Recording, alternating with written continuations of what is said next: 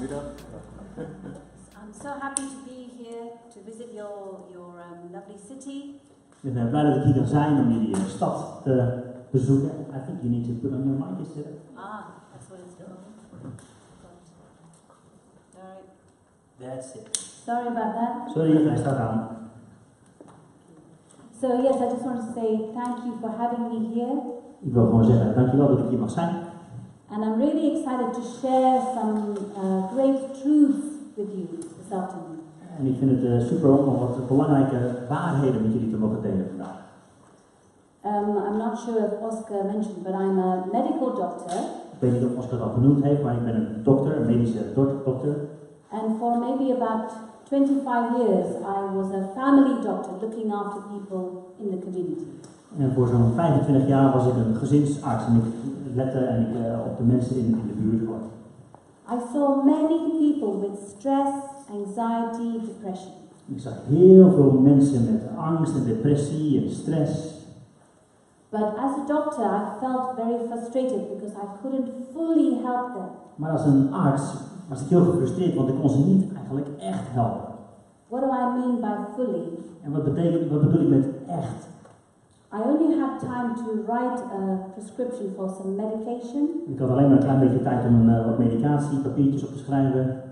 But I had no time to tell them about the other things they can do to look after their brains. Maar ik had geen tijd om ze echt uit te leggen wat ze allemaal met hun hersenen en hun brein zouden kunnen doen. And to find healing. Om daar genezing te vinden. So for the last 7 years, Dus voor de laatste 7 jaar I have left medicine. ben ik uit het hele medische wereldje gestapt. And I learned I started to do two things more and more. En ik begon steeds meer 2 dingen te doen. One is that I pray for people. Dus het ene is dat ik bid voor mensen. I found that prayer is a big key to setting people free. Ik heb gemerkt dat bidden een grote sleutel is om mensen vrij te zien worden. Especially from things in their past. Zeker van dingen in hun verleden. But the second thing I do is I teach about the brain. En het tweede wat ik doe is ik geef onderwijs over je brein. Which is what I'm going to do today. En dat ga ik vandaag doen. So I'm going to teach you basically how amazing your brain is. Dus ik ga je eigenlijk vertellen hoe fantastisch je brein is. And I'm going to tell you things you would have never heard of before. Ik ga je misschien dingen vertellen die je nog nooit eerder gehoord hebt. About how it works and what can go wrong. Over hoe het werkt en wat er fout kan gaan. But I'll also teach you how you can look after your brain. Maar ik ga je ook helpen om goed te letten op je brein. And make it last for as long as you want to live. Zodat je er veel langer en veel beter mee overweg kunt gaan. Is that good? Is dat oké? You're excited? Gaat het goed? Yes. Woo, very good. So, I don't know if you realize this, but your brain is the most important organ in your body. Ik weet niet of je dit door hebt, maar je brein is het meest belangrijke orgaan in je lichaam. If something goes wrong with your heart, something terribly wrong, you can have a heart transplant nowadays. En als het iets echt heel goed verkeerd gaat met je hart, dan kun je deze dagen een harttransplantatie krijgen. If you have a terrible problem with your lungs, you can even have a lung transplant. Als er iets echt mis is met je longen, kun je zelfs een longtransplantatie krijgen. Same for your liver, same for the kidneys. Hetzelfde met je lever of met je nieren. Ja. Don't get too difficult on me. Have you ever heard of anyone who's had a brain transplant? Heb je wel eens gehoord dat iemand een breintransplantatie krijgt? No, because the brain is a very special, delicate organ. Nee, dat kan niet, want het brein is een heel speciaal, gevoelig orgaan. You can't just take it out and put a new one in. Je kunt er niet gewoon eruit halen en een nieuwe erin stoppen. So, we all only are given one brain. We hebben allemaal maar 1 brein gekregen. But you know, most people don't know how to look after their brains. De meeste mensen weten niet hoe ze goed kunnen zorgen voor hun brein. And it's when things go wrong that they look for help. En als de dingen verkeerd gaan, dan zoeken ze hulp. But I want to help you, hopefully before things go too wrong. Dus ik wil je helpen voordat dingen te verkeerd gaan. So between now and this evening, Dus tussen nu en vanavond I'm going to take you on a journey of discovering about the brain. neem ik je mee op een ontdekkingsreis over je brein. I have lots of pictures and little videos. Ik heb veel afbeeldingen en kleine video's. And I'll share science with you that's very current and up to date. Ik zal je hele up-to-date wetenschappelijke dingen laten zien. Cool, how are you doing? So let me just kick off by telling you things that you may already know. Ik ga je iets vertellen over dingen die je misschien al wel weet. This is how your brain looks. Dit is ongeveer hoe je brein eruit ziet. If you took it out of the skull. Als je het uit je hersenpan neemt. It's not very pretty. Het ziet er niet zo mooi uit. And it's actually like a big blob of jelly. Het ziet er een beetje uit als een grote plak met jelly. En dat if you cut it open. Slijm, lekker dan. Ja. Open. Bits fall out now. It looks, on the inside, it's very wrinkled. Als je het aan de binnenkant bekijkt, is het heel erg verwrongen, gerimpeld. Yeah. But here's the amazing fact about the brain. Hier is het belangrijk feit over je brein. It's made up of cells called neurons. Er bestaat uit cellen, die noemen we neuronen. Which look like little pieces of string. En de uiterste kleine stukjes draad.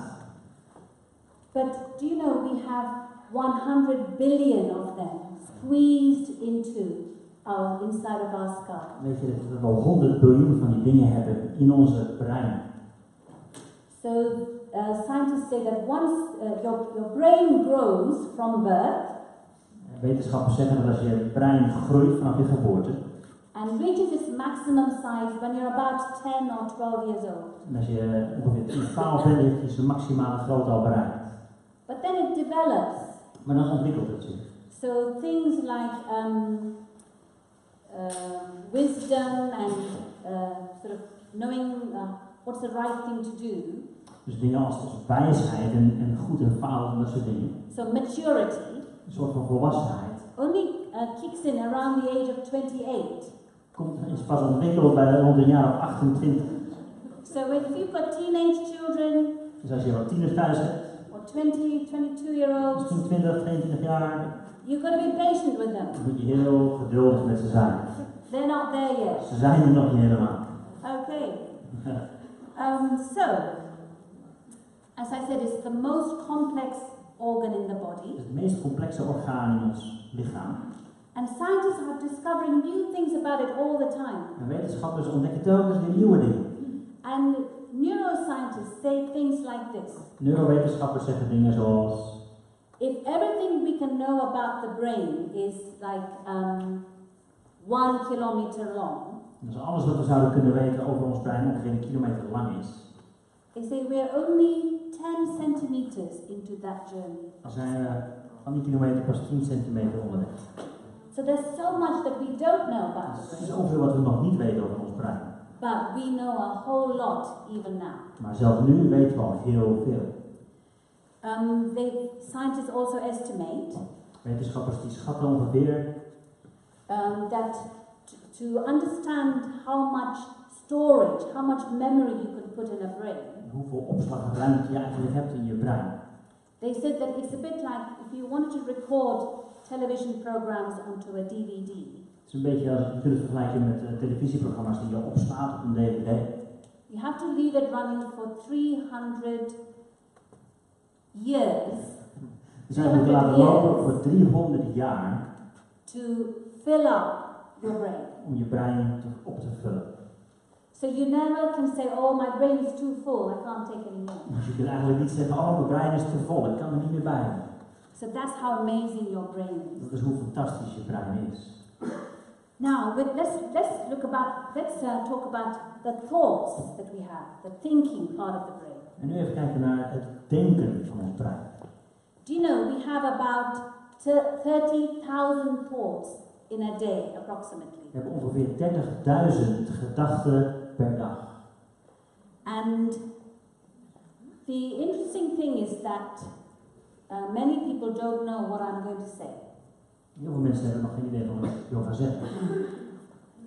Every thought you have, elke gedachte die je hebt, every emotion you feel, elke emotie die je voelt, every attitude that you have about anything, elke houding die je hebt ten opzichte van iets, releases chemicals in your brain. die laat verschillende chemicaliën vrij in je brein. which then has an impact of things flowing through your body. En dat heeft een invloed op wat door je lijf stroomt. So I'll explain that a little bit more this afternoon. Ik zal het vanmiddag een klein beetje verder uitleggen. But let's just look at first, what are thoughts? Eerst even kijken naar, wat zijn eigenlijk gedachten? What do they look like? Hoe ziet het eruit? So we're going to show you a little video clip. Ik ga een klein stukje van een video zien. So as it plays, I'm just going to explain it to you. So this is looking at the brain from the outside, zooming right in. Je kan dus zien dat de neuronen elkaar eigenlijk niet aanraken. They all have a little space between the end of one and the start of the other. Er is overal een klein beetje ruimte tussen waar de een ophoudt en de ander begint.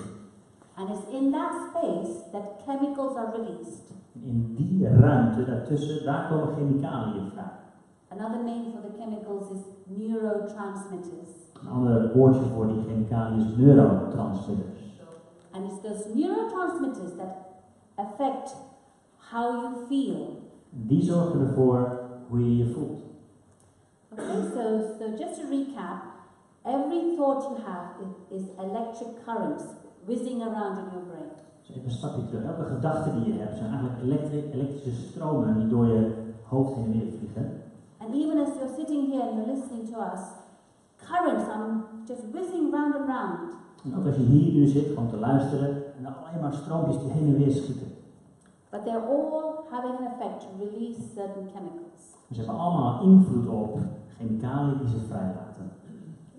And each chemical or each neurotransmitter releases a feeling in your body. En elk chemisch stofje of elke neurotransmitter laat een stofje in je lichaam vrij. Science believes there's at least 100 of these neurotransmitters in each person's brain. En wetenschappers geloven dat er At least 100. minstens 100 van zulke neurotransmitters in ons brein zijn. And they haven't even given names to all of them. En ze hebben nog niet eens namen gegeven aan allemaal. But I'm going to tell you about the big four. Ik ga je 4 grote belangrijke vertellen. You need to know about this big four. Deze grote 4 moet je kennen. Are you ready? Klaar? Okay. Oké. The first one is called serotonin. De eerste heet serotonine. Serotonin. How many of you have heard of the word serotonin? Heeft iemand er wel eens van gehoord, serotonine? So most of you, but not everyone. De meeste, niet iedereen. Many people have heard of serotonin because scientists believe that when it's low, people get depression. En veel mensen zullen gehoord hebben van het stofje serotonine, want wetenschap gelooft dat als er weinig van is, dan voelen mensen zich depressief. Because serotonin is a chemical that affects your mood. Serotonine heeft namelijk invloed op je houding, op je gestel, hoe je je voelt. Your appetite and how well you sleep. Op je honger en hoe goed je slaapt. But basically, what serotonin does is it gives you a good feeling. Wat serotonine doet, het geeft je een goed gevoel. Under certain conditions. Onder sommige omstandigheden. So suppose I say, Oscar, you're doing such a great job. Stel Well dat ze done. zeggen, Oscar, je doet het fantastisch, goed gedaan. Right now, I just released serotonin in his brain. En ik heb op dat moment heb ik serotonine in zijn lichaam vrijgezet. Can you imagine how he's feeling? Kun je je voorstellen hoe hij zich voelt? So it's a feeling you get also when people respect you.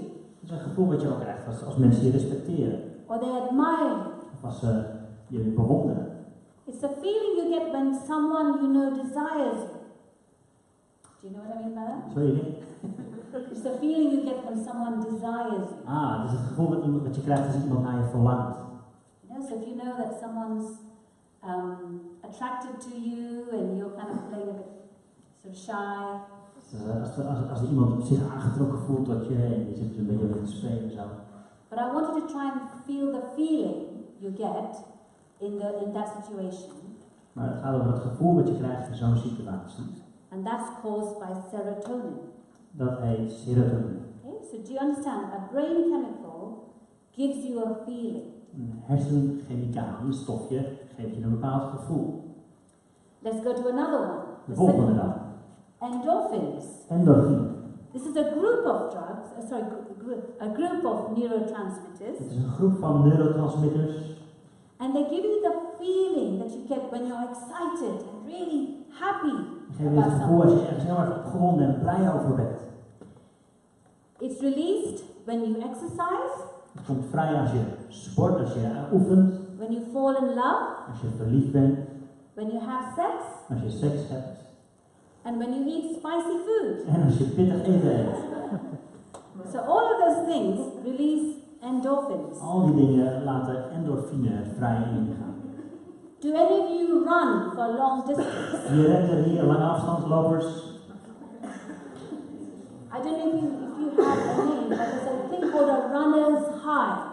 Ik weet niet of je het in het Nederlands kent, maar er bestaat zoiets als een runner's high. You run, and after a certain point, you suddenly feel like a Je bent aan het rennen en op een gegeven moment krijg je dat gevoel. That feeling is caused. That feeling is caused by the release of endorphins. Dat gevoel komt omdat er endorfine wordt vrijgelaten in je lichaam. And it's interesting. It's actually released by your brain as a way of killing pain. En eigenlijk worden door je hersenen, door je brein vrijgemaakt om pijn te verminderen. So sometimes you hear stories of people who are running in a marathon, long way. Je hoort van mensen die wel eens een marathon rennen. Sorry, and then they fall, hurt themselves. Of ze vallen of ze hebben ergens pijn. But they're able to get up and finish the race. Maar ze zijn toch in staat om door te gaan, ondanks die pijn, en de race af te maken. Because of that pain-killing effect of the endorphins. Dat komt door het pijnstillende effect van deze endorfine. Endorphins are also released by laughing. Deze komen ook vrij als je lacht. So some of you just releasing it right now. Sommigen van jullie maken het nu los. Also released by crying. Maar ook door huilen. And by starving yourself, anorexia. Het komt ook vrij wanneer je jezelf uithongert, anorexia. It's also released when people self-harm, they cut themselves. Het komt ook vrij wanneer mensen zichzelf verwonden. Can you start to see why? Snap je waarom? So I've said to you that endorphins have a way of soothing pain. Endorfine heeft een bepaalde manier van pijn verminderen. So many young people with pain in their hearts, Veel jonge mensen met pijn in hun hart, which they can't deal with, waar ze niet mee overweg kunnen gaan. they've somehow found that they cut themselves, Die hebben uitgevonden dat wanneer ze zichzelf snijden, they get a temporary relief of this pain in the heart dat er een tijdelijke vermindering is van deze pijn in het hart. because of this chemical. Het komt door deze chemische stof. Let's go to the third one, the De third derde. neurotransmitter, De derde neurotransmitter, oxytocin. oxytocine.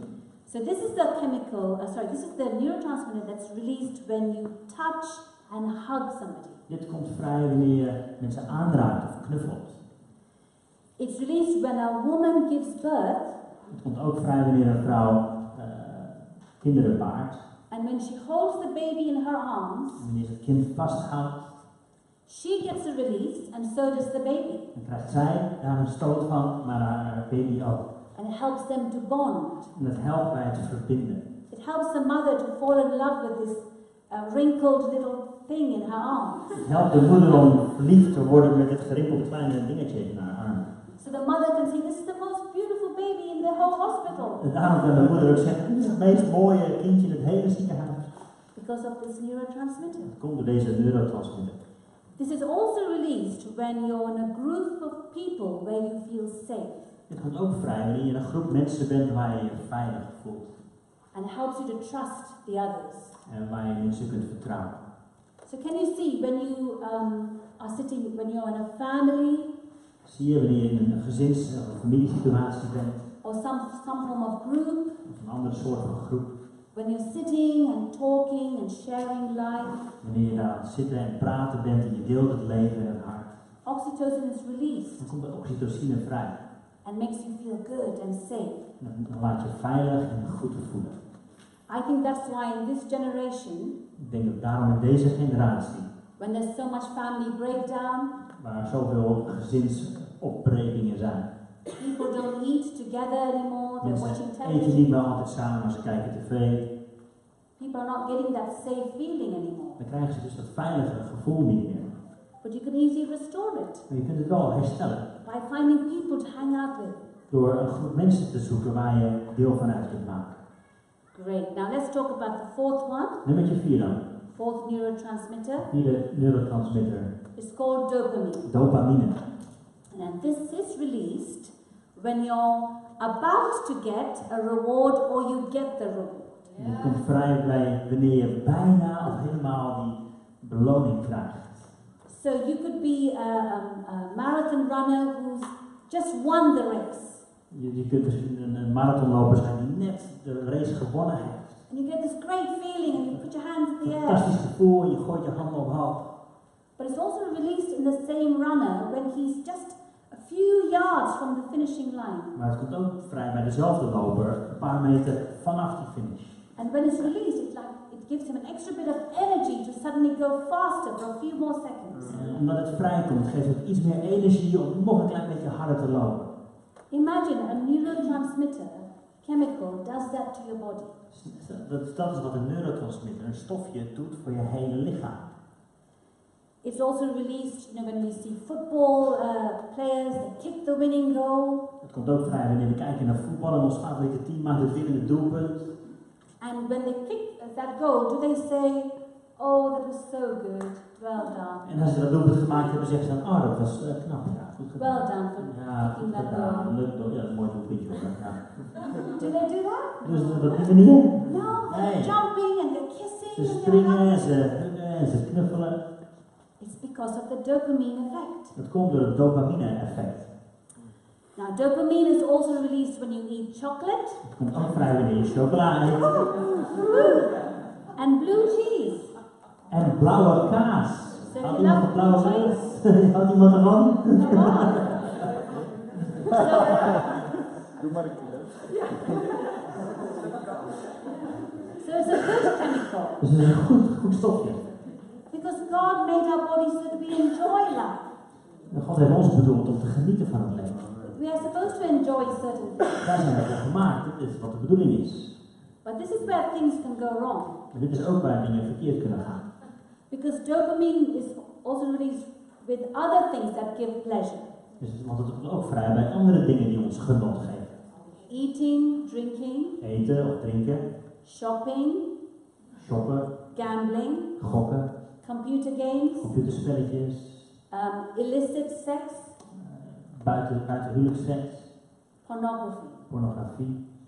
All those things release dopamine Al die dingen laten dopamine vrij and give you a high. en geven je een soort van high gevoel. And the usual reason people are attracted to those things En de gebruikelijke reden waarom mensen tot dat soort dingen zich aangetrokken voelen, is again because of pain in the heart. is vaak omdat er ergens een pijn in hun hart zit. That this dopamine release gives a temporary fix. En omdat ze dat gevoel wat de dopamine vrijlaat, dat geeft ze een tijdelijke ontspanning daarin. And can you see that's how addictions begin?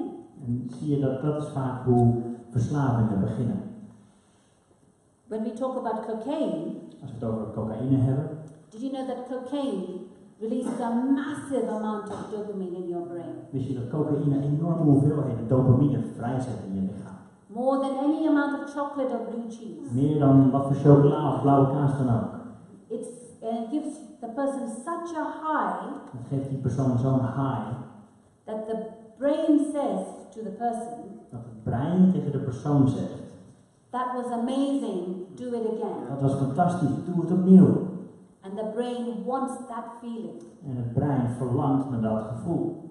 So the person keeps taking more and more cocaine to look for that same high. Dus die persoon blijft meer en meer cocaïne gebruiken om diezelfde high te bereiken. But actually they will never get that same high. Maar eigenlijk bereiken ze dat nooit meer. But you can read that up in your own time about the whole way in which drug addiction works. Maar je kunt daar meer over lezen, over drugsverslaving. So, these are the big four, okay? Dus dit zijn de belangrijke 4. I've got a slide, maybe the next slide. Deze dan. Okay, these chemicals keep you happy. Deze stofjes maken je blij.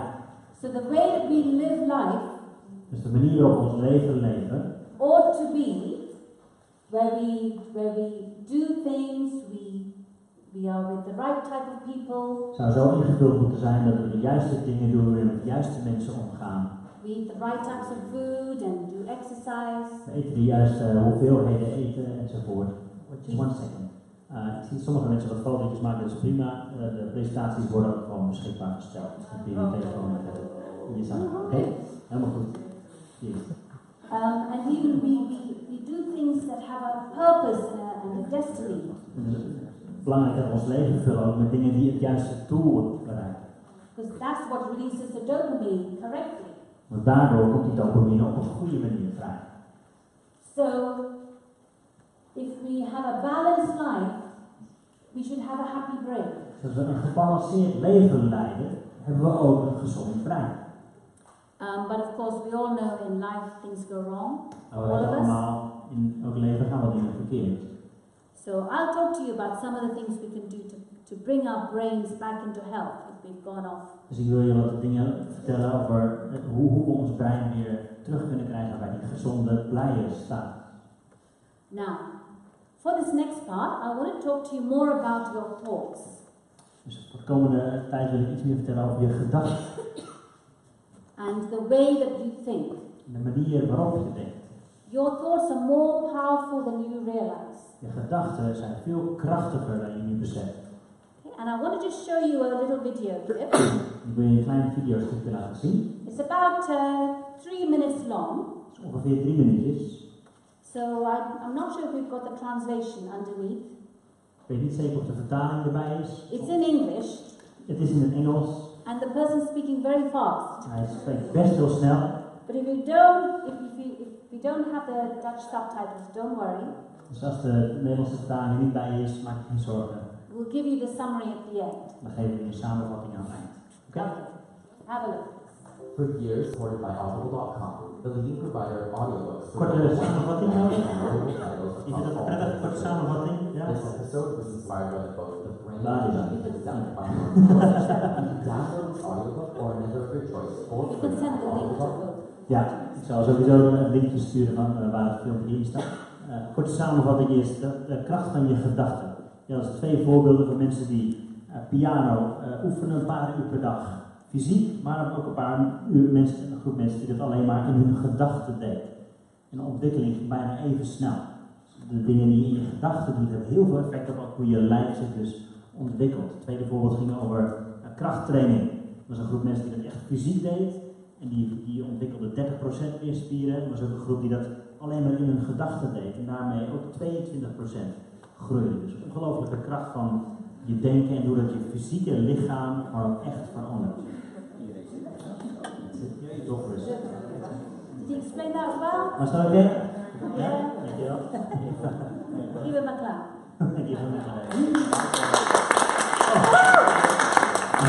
Ja, ik voel al de chemicals aan. Alle stofjes aan de lijn stromen. So the main point of that video Dus het belangrijkste punt van deze video is to show that the way you think heeft ermee te maken met de manier waarop je denkt and what you think about en waaraan je denkt, thickens and strengthens part of your brain, maakt je stukken van je brein echt sterker en dikker. but even has an effect on your muscles in your body. Maar het heeft dus ook effect op de spieren in je lijf. It's powerful how it's all connected. Het is heel krachtig hoe het allemaal met elkaar in verbinding staat. So, you know, I don't know if you know this, Ik weet niet of je dit weet, but these famous golf players, maar deze bekende golfspelers, tennisspelers, professionals, their coaches actually tell them hun coaches vertellen ze that every day they need to sit in their houses, dat elke dag ze even thuis moeten gaan zitten, close their eyes, hun ogen dicht moeten doen and actually imagine the golf swing en gewoon nadenken over hun golfswing or do the tennis shots. of hun tennisslagen. But don't move your hands, Niet bewegen, but just close your eyes and imagine it over and over again. even je ogen dicht doen en jezelf telkens weer voorstellen, opnieuw en opnieuw. So these sports psychologists are tapping into that power of the brain. Dus deze sportpsychologen die linken dus met de kracht van het brein. So this ability that the brain has to change its shape, change its structure, has got a name. En deze waarheid dat je brein echt je lichaamsstructuur kan aanpassen, heeft een naam. It's called neuroplasticity. En dat heet neuroplasticiteit. Then I come up behind you. Ja, als het goed is. So just the word. Neuroplasticiteit, als die erbij zit. No? Oké. Anyway, they Ja, translated it. Yes? neuroplasticiteit. So all that word means, neuroplasticity, Neuroplasticiteit. it just means that the nerves in your brain are changeable, moldable. Dat betekent zoiets dat de cellen, de zenuwen in je brein echt veranderbaar en kneedbaar zijn. And there's this guy called Dr. Heb. Dus deze man, Dr. Heb, And he says he discovered that this is how the nerves, the little nerves in the brain, how they work together. en hij heeft ontdekt hoe deze zenuwen in het brein met elkaar samenwerken. And he developed a theory, which I'm going to share with you now. En hij heeft daar een theorie over ontwikkeld. He said nerves that fire together, wire together. In het Nederlands is het een beetje lastig te vertalen, maar zenuwen die samen werken, die blijven samen. And you might say, so what? Dus je zou je vragen, oké, waarom? Hoe, wat dan? It's because of that you're going to get all these changes by doing something again and again. Daardoor krijg je veranderingen in je leven door iets telkens opnieuw en opnieuw te doen. And then the opposite is true. If nerves stop firing together, they will just fall apart. Het tegenovergestelde is ook waar, want als die niet meer samen blijven werken, vallen ze ook uit elkaar. And as we go on throughout the afternoon, you'll see why that's important to know. En in de loop van deze middag zal blijken waarom dit belangrijk is. I'll just show you a quick little video of how that actually works, a computer simulation. Ik zal je een kort filmpje laten zien, een computersimulatie van hoe dit eigenlijk werkt. So you can see, these are your nerves with all the electric current flowing around. Dit zijn jouw zenuwen met al die elektriciteit die daar rondvliegt. So these nerves are forming a circuit because they're being used again and again. Deze vormen een soort van circuit, want ze blijven werken opnieuw en opnieuw. Maybe a certain piano player or a golf swinger, Misschien golf is het player. een pianospeler of een golfspeler die telkens opnieuw die actie doet. Can you see that the nerves are getting bigger, Dan kun je thicker? zien dat ze dikker en sterker worden. But what's not being used is falling En apart. wat niet gebruikt wordt, dat valt uit elkaar. So if you learn something badly and you just stop doing it, the nerves of your brain get weaker for that Dus thing. als je iets verkeerds hebt aangeleerd en je stopt daarmee, dan sterft die zenuwen dus uiteindelijk af. But what you do again and again gets stronger and stronger in Maar your wat je brain, you telkens get better opnieuw and doet, better wordt at it. sterker en sterker en beter en beter.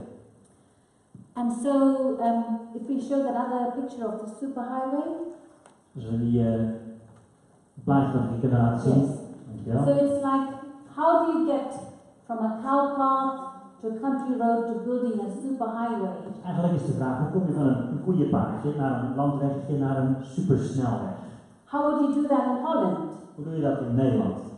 You just have to keep going over that cow path again and again and again and again. Eigenlijk komt het hierop neer, dat je dit weggetje opnieuw en opnieuw en opnieuw blijft gebruiken.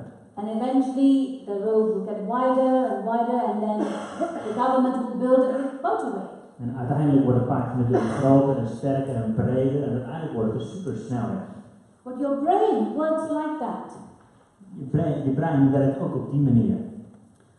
So we've given you the example of piano players Het voorbeeld is and allemaal gegeven over pianospelers en golfers. golf people, golf players. Golfspelers, ja. But think of another situation where you had something really bad happen to you. Somebody really hurt you. Maar denk eens aan die situatie wanneer er echt iets naars met jou gebeurt. Iemand heeft je echt pijn gedaan. And you just can't get over it. Je kunt er maar niet van loskomen. If you keep thinking about that thing that they did to you again and again and again, Als je daaraan blijft denken, aan dat wat ze jou aangedaan hebben, je blijft er telkens opnieuw aan denken, that part of your brain where that memory is stored of what they did to you, wordt dat gedeelte van je brein waar die herinnering is opgeslagen, daar wat ze jou hebben aangedaan. the more you think about it, the thicker and thicker it gets. Hoe meer je daaraan denkt, te sterker en dikker dat wordt. And in your brain, you will eventually get a superhighway, thick. En in jouw brein ontstaat er dus langzaam zo'n supersnelweg die sterk en dik is. So that memory is becoming a very strong part of how you think. Dus die herinnering is een belangrijk gedeelte geworden van hoe jij denkt. So maybe it was your spouse and your husband or your wife really hurt you and then they left you. Misschien was het je partner die je echt pijn gedaan hebben en die uiteindelijk vertrokken zijn. If you keep that memory strong in this way, Als je herinneringen daaraan sterk houdt op deze manier, in any future relationship, dan zou je in elke toekomstige relatie, your default thinking dan wordt jouw standaard manier van denken, will be that all men or all women are like this. dat wordt dat alle mannen of alle vrouwen zijn op die manier. So, and I can give you many examples of unresolved hurts. Ik kan je heel veel voorbeelden geven van mensen die pijn hadden en daar niet op een goede manier hebben gedeeld. If you think about them again and again and En again, dat je er telkens opnieuw en opnieuw aan blijft denken. will become this superhighway. En waardoor ze zo'n super snelweg zijn geworden. Do you know, about a couple of years ago, I was talking to a lady when I given a seminar like this. Een paar jaar geleden gaf ik ook zo'n seminar als dit, toen sprak ik met een vrouw. And she said she was suffering from post-traumatic stress disorder. En ze vertelde me dat ze last had van een posttraumatische stressstoornis. She is in Denmark. Dat was in Denemarken. And the government paid for her to go and see a counselor every week. En de overheid betaalde haar om elke week een counselor, een hulpverlener te zien. I think she had some abuse when she was a child. Ze vertelde dat er misbruik was geweest in haar kinderjaren. And she came to me and she said, I've been having counseling for 2 years, but I don't feel I can get over it. En ze vertelde me dat ze al meer dan 2 jaar hulpverlening had gehad, maar dat ze maar geen verandering zag. I still feel the pain of what happened to me. En ik voel nog steeds dezelfde pijn, vertelde ze. So I said, for 2 years you've been having counseling. Dus ik vroeg haar, al 2 jaar nu hulpverlening. I said, what happens in your counseling sessions? Vertel me eens, wat gebeurt er dan in deze sessies? She said, oh, the counselor tells me. Zij vertelde dat, haar hulpverlener vertelde haar. Tell me about what happened. Vertel me wat er gebeurd is. Vertel me wat er gebeurd is. So for 2 years. Dus voor 2 jaar. Every other week. Elke om de week. She was recounting the story of how she was abused. Vertelde ze opnieuw het verhaal over hoe ze misbruikt was. Can you see why she's not getting any better? Snap je nu waarom ze uiteindelijk daar niet beter van werd? Because she's not been given the tools to dismantle that superhighway of the memory of what happened. Want ze heeft niet de gereedschappen gekregen om die supersnelweg die er was, om die te ontmantelen. So I had to teach her a new way forward. Dus ik heb haar een nieuwe manier vooruit mogen leren. Things I will share with all of you as well. Dingen die ik vanmiddag ook wil delen. Over the rest of today and tomorrow. Met vanmiddag en morgen. Of how to be free of these painful things in our past. Dingen die we kunnen leren om vrij te komen van die dingen die ons pijn hebben gedaan in het verleden. In a way that will bring healing. Op zo'n manier dat ze genezing brengen. So that it's not like you're trying to forget the memory of what happened. Dus je hoeft niet te vergeten wat er gebeurd is. But you're able to say, yes, that happened, but that was then. Maar op zo'n manier dat je kunt zeggen, ja, dat is gebeurd, maar dat was toen. I am now here. En ik ben nu hier. And I'm going to let it go. En ik laat dat los. And I'm going to move on. En ik kan vooruit. Okay, so if any of you are in that situation, we will help you. Dus wat ik vanmiddag met je wil delen, voor wie ook in zo'n situatie zit, dit kan je helpen. So for the last 15 minutes before we have a break, Dus de komende 15 minuutjes net voor de koffie. I want to start to help you as to how you can really strengthen your brain in some important areas. Wil ik je hiermee helpen? Hoe kun je je brein versterken op zulke belangrijke gebieden? So, the brain is a very complicated organ, as you saw earlier. We hebben al gezien, het brein is een heel gecompliceerd orgaan. But I want to focus on 3 areas. Maar ik wil 3 belangrijke gebieden pakken. That will really change your life if you take on board what I'm going to tell you now. Die echt je leven kunnen veranderen als je meeneemt wat ik je wil uitleggen. So if you could put up the next slide, which shows the brain from the side. Yeah. Hier is het volgende plaatje. So this is looking at the brain from the side. We kijken nu naar het brein vanaf de zijkant. So there are 3 parts I want you to just think about. 3 belangrijke gebieden waar ik met je naar wil kijken. Prefrontal cortex. De prefrontale cortex. The amygdala. De amygdala. and the hippocampus. en de hippocampus. So, let's look at the prefrontal cortex. Eerst naar de prefrontale cortex. That's at the very front part of your brain. Het is helemaal vooraan hier in je brein. And it's the part, as I said earlier, that it develops, it matures fully when once you're about 28. Ik heb je net uitgelegd, dat is pas echt uitontwikkeld rond je 28ste. And it's that part of you that you use to make decisions, Dus dat gedeelte dat je gebruikt om beslissingen te maken. solve problems, Om oplossingen te vinden voor problemen. understand things, what's going on around you. Om goed dingen te kunnen begrijpen wat er om je heen gebeurt. It's that part of you that helps you to control your impulses. En dat gedeelte helpt jou ook om je impulsen onder controle te houden. Do I eat that donut or do I just go back? Eet ik die donut of laat ik het toch eventjes doen? Is that part of you that helps you to be creative and expressive? Dus dat gedeelte dat je helpt om creatief en expressief te zijn. And also helps you to persevere when times are tough. En het helpt je ook om door te zetten als het even moeilijk wordt. So let me just give you a few different things you can do even from today Laat me je een paar dingetjes noemen die je ook vanaf vandaag zou kunnen doen. to thicken and strengthen that prefrontal cortex. Om die prefrontale cortex te versterken en te verstevigen. Remember I said to you, you can grow your brain because of neuroplasticity. Door die neuroplasticiteit, legde ik het uit, kun je je brein echt versterken en laten groeien. Okay, so the first thing is, Het eerste ding is, do you have this expression in Holland where they say, put on rose-colored glasses? heb je ook deze uitdrukking in Nederland? Zet een roze zonnebril op, een roze bril. Where you're optimistic about the future. Waardoor je optimistisch kijkt naar de toekomst. Even when things are not good around you, Zelfs als dingen om je heen niet goed zijn. you find it in you to say, no, things will change. Dan kun je het in je vinden om te zeggen, nee, dingen zullen veranderen.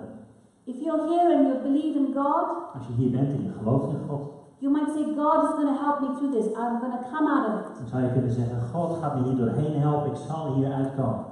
Do you know, whenever you even speak or think like that, En weet je dat zelfs wanneer je dat uitspreekt of wanneer je dat bedenkt, dopamine is being released. dan komt de dopamine vrij. And it's giving you a little good feeling, even for a few Dat moments. geeft je een goed gevoel, al is het voor een paar momenten. But that will expand that front part of the Maar brain. uiteindelijk wordt ook dat gedeelte van je brein daardoor groter en sterker. The next thing that helps that part of the brain is good sleep. Volgende wat dat stuk van je hersenen helpt is goed slapen. Now, if there are some of you here today and you're not having good sleep, I'm going to be able to help you by the end of the day. Aan het eind van deze dag, voor die mensen die niet goed kunnen slapen, ik heb een paar tools voor je waarmee dat beter zal gaan. But even obvious things like switching off your iPhones an hour before bed, Hele simpele dingen zoals doe je telefoon eventjes weg een uur voordat je gaat slapen. following a sleep routine Heb een soort van slaaproutine. will all help this part. Dat helpt dit gedeelte van je brein. Movement, any kind of movement, Beweging, wat voor vorm van beweging dan Sport. ook. Sporten, dance, dansen, all of that actually changes your brain. al dat soort dingen echt eigenlijk veranderen en versterken je brein. Gratitude. Dankbaarheid. In England, there's a big thing right now where all the psychologists and scientists are talking about gratitude, the power of gratitude. In Engeland zijn ze het steeds meer aan het ontdekken, ook wetenschappers, die ontdekken de kracht van dankbaarheid. Because they found that just a few minutes a day of just saying thank you, I'm so thankful for my life. Dus I'm ze so hebben thankful uitgevonden for dat het al this. is maar een paar minuutjes per dag waarop je dat uitspreekt of bedenkt, gewoon een dankbare houding hebben. Thank you God for all the blessings you have given me. Dank u God voor alle zegeningen die u mij gegeven hebt. A few minutes a day will grow this part of the brain. Een paar minuutjes per dag, nou dat stuk van je brein groeien en ontwikkelen. Giving hugs. Hugs geven.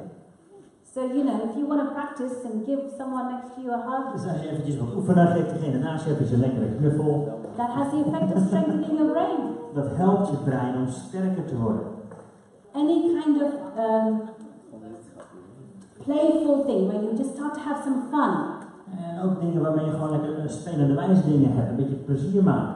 Laughing, giggling, anything like that. Lachen, giechelen, dat soort dingen. And also, I don't know if you do this, but suppose you have a shopping list. Ik weet niet of jij dit doet, maar stel je voor, je hebt een boodschappenlijstje. Or you have to remember some facts for an exam. Je moet wat feitjes onthouden voor een examen. Do some of you make up a silly rhyme or draw cartoons? Wie doet het How wel do eens you van die remember? ezelsbruggetjes of tekeningetjes? All of that helps this part of the brain. Of dat soort dingen helpen dat gedeelte van je brein. Serving or volunteering. Dienen of vrijwilliger zijn, dat laat ook dit stuk in je brein groeien. So whether it's in a community or in the church, just be people who serve. Of dat nou in je gemeenschap is of hier in een kerk, dat helpt je om te groeien. And the last thing in that area is juggling. Sorry? Juggling. Juggling, hoe heet dat ook alweer? Jongleren. Jongleren, ja, mooi. So Jongleren, dat helpt. I just throw that in. Ja, doe er wat je wilt. So the next part is this part, the hippocampus. Het volgende gedeelte is daar rechts, het hippocampus. So that's the part of you that, as you can see, is involved with memories. Zoals je hier kunt zien op dit plaatje, hippocampus heeft te maken met je herinneringen. So you can actually make an effort to remember things, Je kunt je best doen om dingen te herinneren, te onthouden. whether it's stories or lists, Of dat nou met lijsten is of met verhalen. which will actually expand that part of the brain. Dat laat dat gedeelte van je brein ook groeien. There was an interesting study done in London some years ago. Een paar jaar geleden was er een studie gedaan in Londen. You can put up that slide of the bus. Misschien kunnen we de plaatje van die bus eventjes laten zien. So, okay, so in English that says, if you are in London, can you tell us? Ja, hier staat, als jij in Londen zou wonen en je zou je hippocampus willen laten groeien, welke baan zou je dan kiezen? Who has the biggest hippocampus? Wie heeft de grootste hippocampus, denk ik? The bus driver or the London taxi driver? Buschauffeur of de taxichauffeur? Who said the London taxi Wie driver? zegt de taxi? So you all know the secret, right? Dus je weet het geheimje dus al achter. Okay, for those of you who don't know, this is why. The bus driver Hier is het waarom. De buschauffeur has to follow the same route every day. volgt dezelfde route elke dag. But a London taxi driver Maar een taxichauffeur in Londen has to go on a 3-year course. moet op een 3-jarige cursus gaan. He has to memorize in his brain En hij moet in zijn brein alles onthouden. every street of London. Elke straat in Londen. He has to know the one-way streets, Hij moet de eenrichtingsverkeersstraatjes kennen. the no-entry streets, De straatjes waar je niet in mag rijden. the shortcuts. De tussendoorweggetjes. But they actually scanned the brains of these taxi drivers, Dus ze hebben als je kijkt, het brein van zo'n taxichauffeur zou scannen. and they found that all their hippocampus were bigger than other taxi drivers. En ze vonden dat de hippocampus van deze taxichauffeurs vele malen groter was dan mensen die dat niet deden. And London bus drivers. Of zelfs van Londen buschauffeurs. Just proving that even if you think your memory is not good, Dit laat zien dat ook al denk je dat je geheugen niet zo goed is. by the way, they say that once you hit 50 years old, your memory starts to go down. Ze zeggen dan dat zelfs vanaf een jaar of 50 dat je geheugen naar beneden gaat, minder wordt. But you can change it Maar jij kunt het veranderen. by working on things to memorize. Gewoon door dingen proberen te gaan onthouden. So, let's just talk about the last part. Nu het laatste stukje van het brein, The amygdala. de amygdala. Now this amygdala is a very interesting part of the brain. Een heel interessant stukje van ons brein. It's a tiny part, it's the size of an almond nut, Het heeft de grootte ongeveer van een amandel, but it's very powerful. maar het is heel krachtig.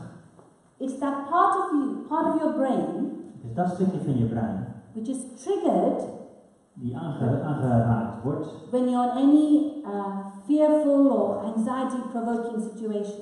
als je in angstige situaties terechtkomt.